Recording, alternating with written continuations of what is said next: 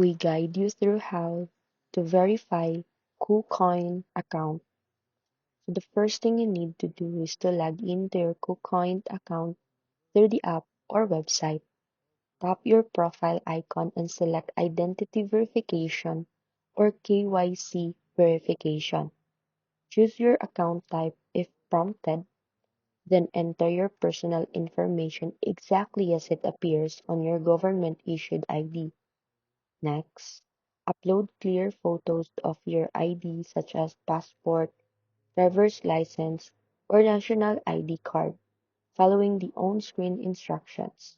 Some users may also be asked to complete a quick facial recognition scan, so make sure you're in well-lit area and follow the camera prompts. After submitting everything, review your information carefully and send your application. KuCoin will process your verification, which can take anywhere from a few minutes to several business days depending on demand. Once approved, you'll receive a confirmation notification, and your account will have access to additional features, higher withdrawal limits, and enhanced security. If your verification is rejected, check the reason provided, correct any issues, and submit a new application.